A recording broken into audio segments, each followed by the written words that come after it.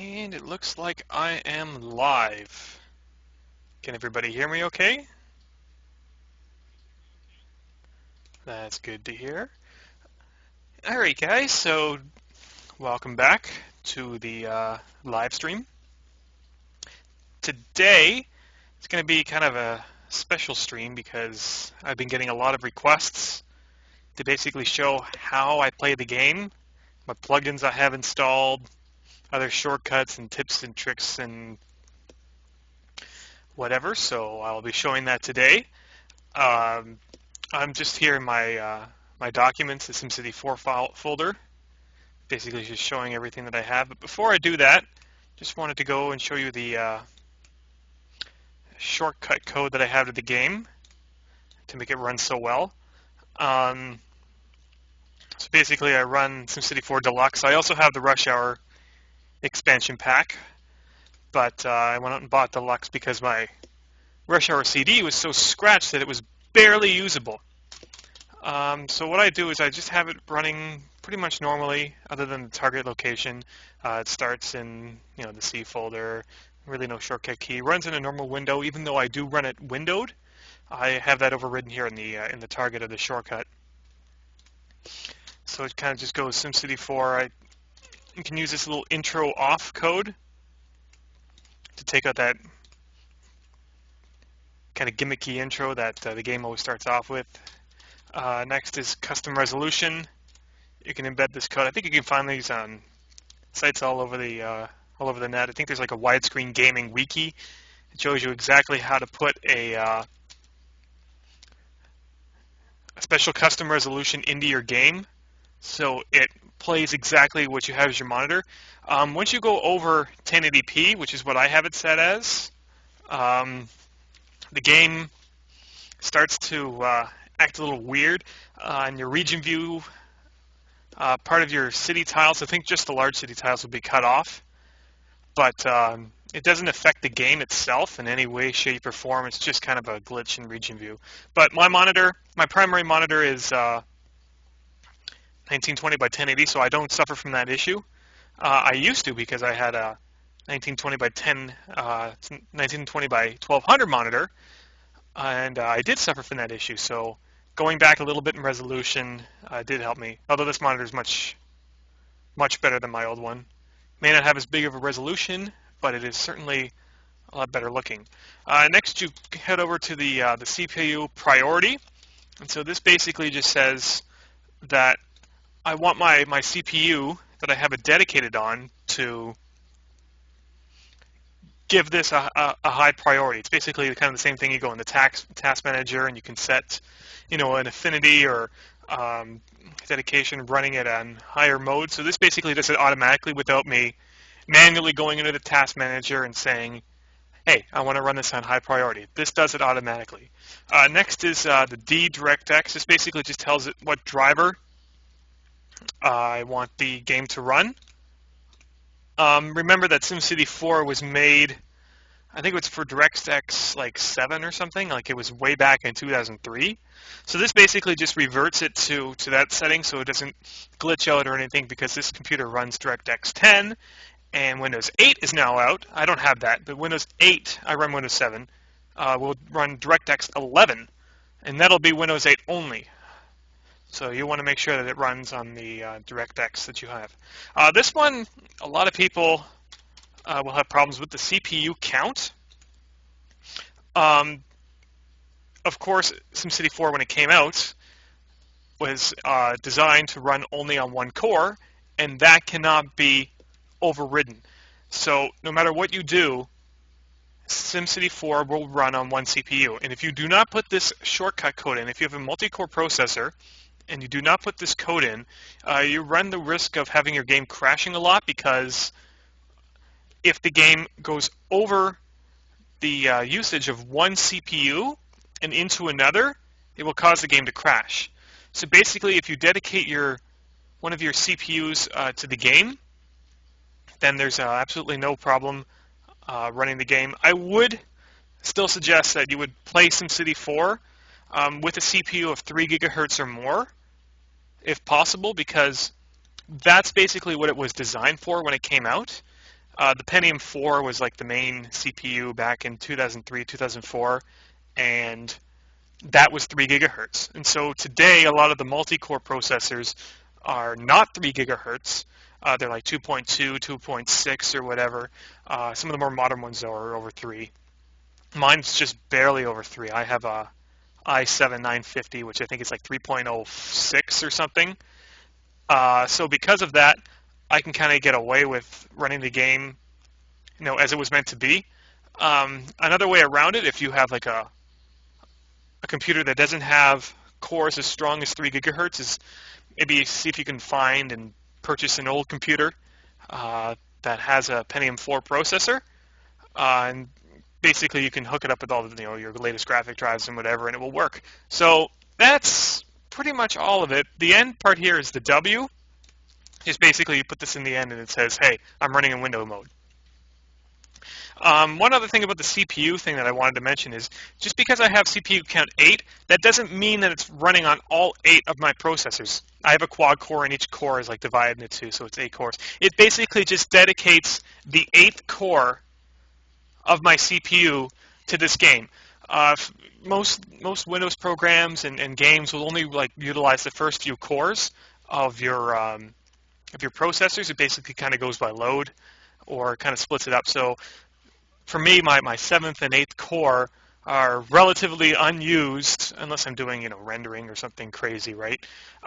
So if I make SimCity 4 run on one of my cores that don't normally have any load on them, it can take full advantage of every gigahertz or megahertz or whatever of allocated CPU usage, so that I can have the game run smoothly and have it, kind of work as best as it can, even with a modern system.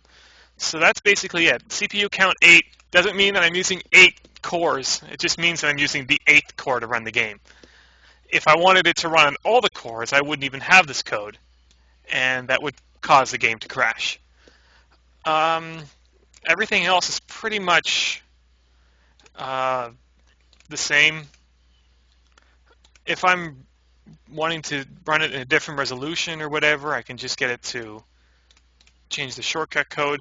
The x64, I should really get that changed, because Windows systems are only 64-bit, it's a 64-bit system I run on Windows, but the color depth, this is what it is. It should actually be 32, because it's either 16 or 32-bit color, even in Windows 7. So I should probably get that changed. Not a big deal. It probably won't do anything to the game. So that's how I have it. This is my SimCity 4 folder in My Documents. So basically it has albums and plugins and regions and everything else that I have. Some of these things are kind of out of it, but the main thing is everybody's been asking, what plugins do you have? Can I get a list of it? Where can I download these things? And really, my plugins folder is pretty large. It's 3.5 gigabytes. Some people have plugin folders much larger. I think the largest I've ever seen is like 18 gigs. I think that's by like Mr. Binsum or whatever. He runs different plugin folders for different cities. Like he takes them in and out every time. He's the one who's doing that. What's the name of the project? The Winding River project, I think it was. He's also done like the Nexus stuff. But yeah, I'm basically middle of the road when you consider active players of SimCity 4 that use mods. Most people have between 3 and 4 gigs, so I'm kind of right in the middle of that.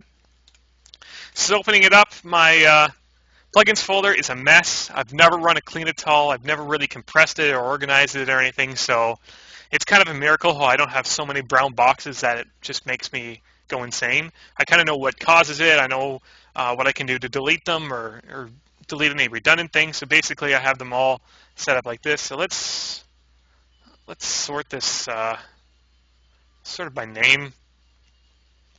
So you guys wanted a list? Well, here you go. I'll arrange this into kind of a list form for you. As you can see, it's incredibly long. I told you I had thousands of plugins, 2,414 items right now, and of course there are additional files in each of these folders. Now I don't have everything in folders, basically things that I've downloaded, if they come into a folder, I will normally extract that entire folder to my plugins, or of course run the installer, which will sometimes create a folder within my plugins folder. I find that it's the easiest way to go. Things that are in blue basically show that I haven't really changed them in quite some time. Yeah, 2011. I think the last time I formatted my computer was on this date. So basically it says that it hasn't been changed since I last formatted my computer on December 19th, 2011, because I think that was the last time I formatted my computer. So just kind of going through this a little bit. I like how some of it is organized, especially in alphabetical order. Like here's all the Blam stuff.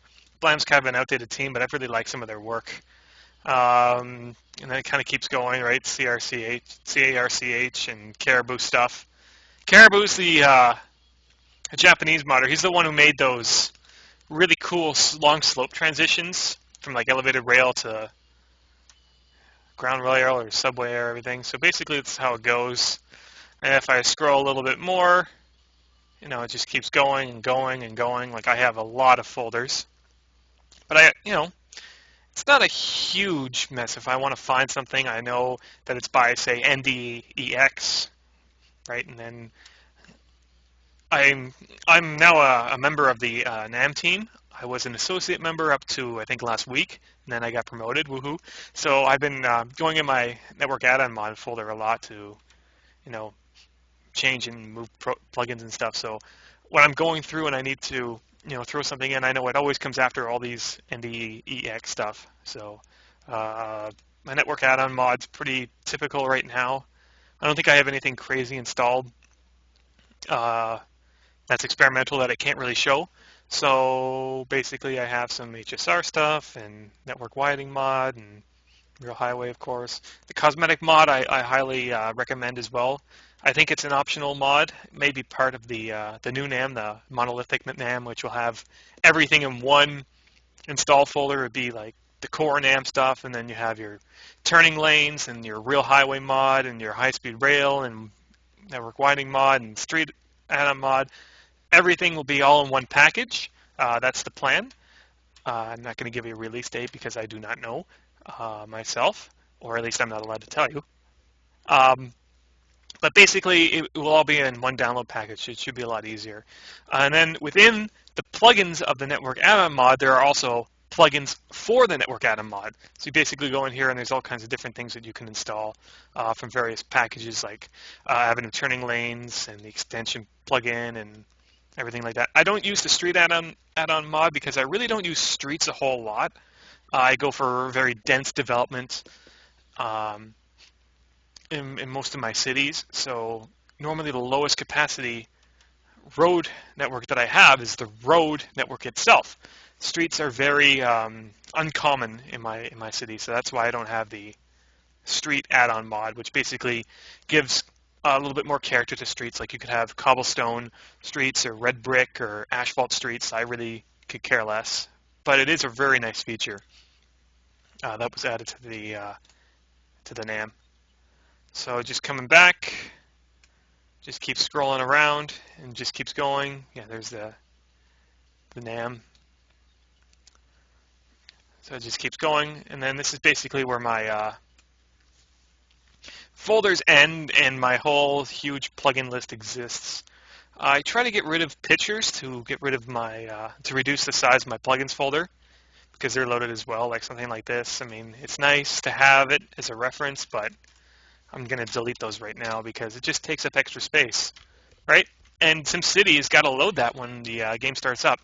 But my game doesn't start, extremely slow. It starts up pretty fast because I run SimCity 4 off my hard drive from, I installed a mod that has basically took everything from my SimCity 4 DVDs and CDs or whatever, and I can run it right off my hard drive, which is a solid state drive, so it runs pretty smoothly. If you could put the letter Z next to some of the plugins, they load after some of the other mods, which is good if you have some dependencies or other things that may contradict other mods. So that's basically how I have it. And then I start with this huge list of just everything that I have. So when people say, can you list all your plugins? This is why I don't, because it is extremely long. Get rid of some of these pictures because they don't need it. Cleanitol, I don't use a Cleanitol, so I don't need a text filer. I probably should have used the Cleanitol, but I was just too lazy to do that. Copyright text, I don't know, so just kind of get rid of this stuff. So hopefully you see a few things that you might be interested in seeing. Some of these things, I don't even know what they are, but they work for something in the game. I've downloaded stuff since like 2005, so it's been a while. One of the first mods I ever downloaded was the original Real Highway itself. I kind of got that pretty much the day it came out. The original version was much different than it is today. No ramps or anything. It was really rural, which was what its name was back in the day. So hopefully this isn't too boring for you. I kind of just scroll through, just take a screenshot of whatever you want to see, and then at the end is kind of other things. As you can see, I have a lot of stuff with Z at the end. There's one or two plugins that I will put in and take out from time to time. One of them is like the barriers for the real highway. Like sometimes you can have a concrete barrier next to it, but I don't really like the way how it works in some instances. So I will normally have it out of my plugins, but when I want to use it, I'll start the game up with it installed and then apply it to whatever sections I want. And then when I take it out, it will actually still appear. But if I were to redrag it, they would vanish. So that's basically my plugins folder. As you can see, it's actually SimCity 4 I have is one of the drive here. It's basically its own ROM drive. And then if we go to plugin files or program files, my SimCity stuff is basically the same as anybody who's updated the version to the latest update, which is like 1.640 for North America. Basically, that's the kind of fixes and night lighting and stuff. So basically, everything's the same. I don't really add anything to the radio stations, but they're all here, right? So you can add more stuff if you wanted to. I just kind of run iTunes or whatever while I play the game. There's no real loss in the game performance for me, but if SimCity 4 runs slow for you, I would suggest that any music that you want to listen to in the game, you would add to the radio folder, and then probably would plop that into the mayor section, because that's basically what you would listen to as you build your city. The other one's just for God mode when you put in the original city. Finally caught one of your streams live. Yes, I am live now. It's kind of a boring stream, but it's highly demanded that people want to know how my game works and what I have installed and everything. So Tarkus is now looking at my stream. He recently just put something out on YouTube about the new RHW level transitions and how it all works together. It's very, very interesting. So check out his YouTube channel. I'm sure you know who Tarkus is if you follow SimCity 4 or NAM development. TARKUS SC4, and throw that into YouTube and you'll see what he's doing. Okay, so just going back, I'm pretty sure that everything else is exactly the same as any other game. As you can see, these dates are all the 19th, except for earlier ones because that's when I last installed the game. Basically, that's it for the background stuff. I showed you the shortcut. I showed you my documents and my plugins and everything else. So good ways to run the game. And I've had SimCity 4 on the background the whole time, running no problem, just in region view. It's just kind of a piecemeal region that I've been working on. No real big overlaying connections. This is kind of like a sandbox here and there, but I'll load this one up, maybe give this a bit of a play. So I'll be back in just a minute. I think I gotta just talk to somebody, so I'll be right back.